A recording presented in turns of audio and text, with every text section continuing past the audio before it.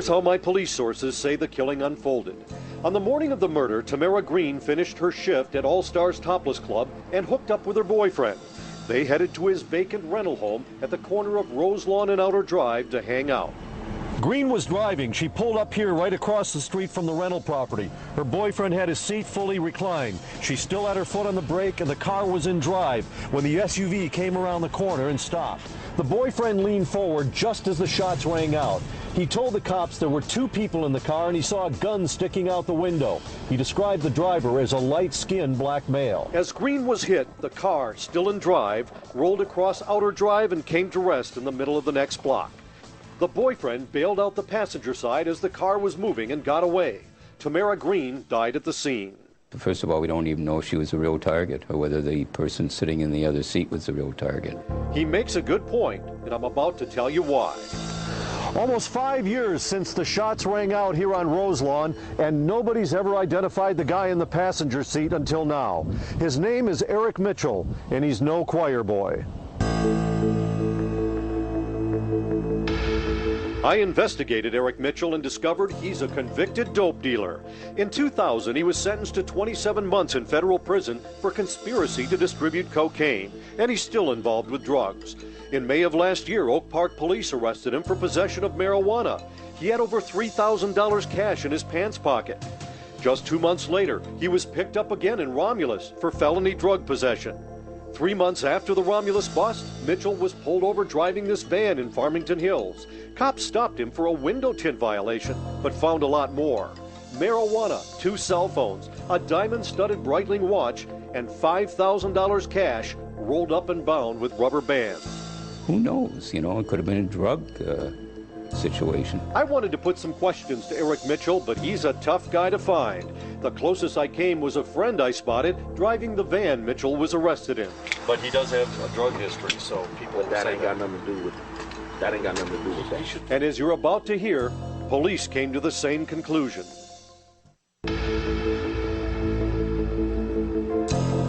Homicide detectives considered the possibility of a hit on Eric Mitchell, but quickly dismissed it.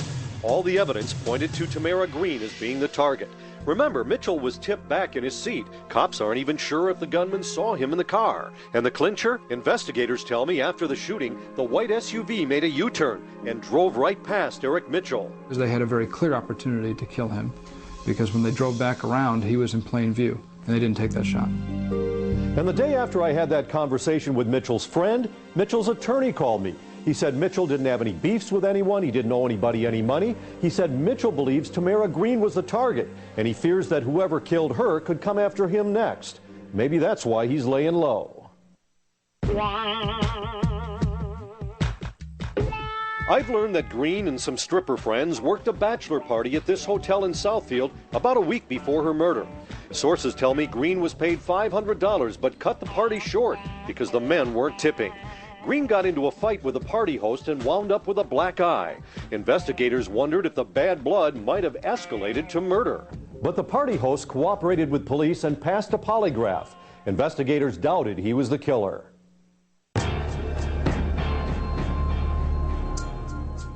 Greene had a very ugly dispute with a former boyfriend over a BMW similar to this one. She let him put the car in her grandmother's name with the understanding he'd make the payments. When he fell behind, Greene snatched the car away and the relationship fell apart. Later, the ex-boyfriend spotted Eric Mitchell driving the Beamer in the parking lot of this bar. He got ticked off and shot up the car. Mitchell wasn't hit. The ex-boyfriend also cooperated with police and passed a polygraph. Investigators doubted he was the killer.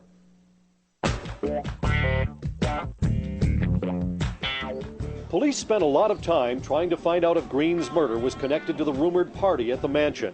There was plenty of talk about it, but no one willing to make a formal statement. Homicide detectives never found proof that a party did or didn't happen. I've talked with detectives who say they were stonewalled trying to investigate the party theory. They say they couldn't locate police records and they couldn't get access to the mayor's bodyguards. The lead investigator testified under oath that her computer files were erased, and she had evidence pointing toward the Manoogian when she was pulled off the case. But evidence was leading to maybe the cause of her death was because of something that happened at the mansion that she may have been part of.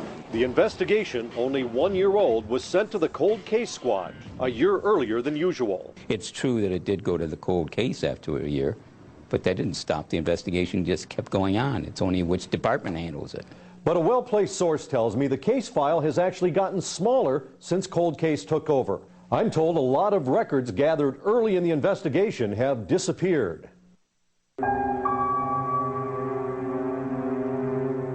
The mayor has, for whatever his reasons, killed that investigation and fired the officers in charge of that investigation. 3 police officers say their careers were destroyed for looking into the Strawberry case. All 3 sued the city and won.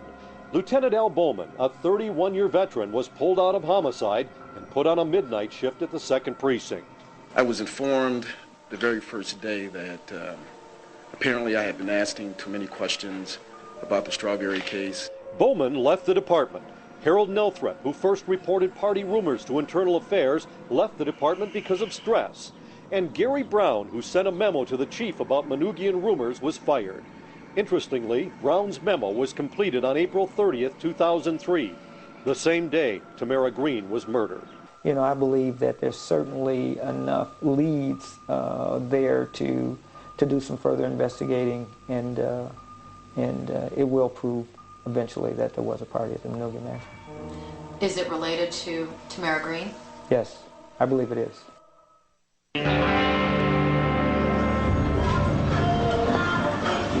On stage, she was Strawberry, a popular exotic dancer with a flair for making money. But there was another side to the woman family and friends call Tammy. She's a great person, above and beyond her profession. You know, she's the person that I love. She's the person that my son loves. She's a friend to me. I miss my mom, like, so much. Greene was the mother of 3 children, including 14-year-old Jonathan Bond. He says she was a good mom. She would throw birthday parties like out this world. I mean, we would have a water slide. We would have, like, big old cakes and a lot of presents. Greene grew up on Hancock Street near Warren on Detroit's east side. She was a graduate of Martin Luther King High School. She had some training as a medical assistant and was taking classes to become a nurse at the time of her murder. She was about to open her own business, a clothing store for exotic dancers. She was trying to move away from dancing herself. She was tired of it, but she told me that. But she was killed before she could realize her dreams. Now Ernest Flagg hopes someone will step forward to help catch the killer. There's no better time than now. Please help. Please come forward. Help me bring answers to Jonathan.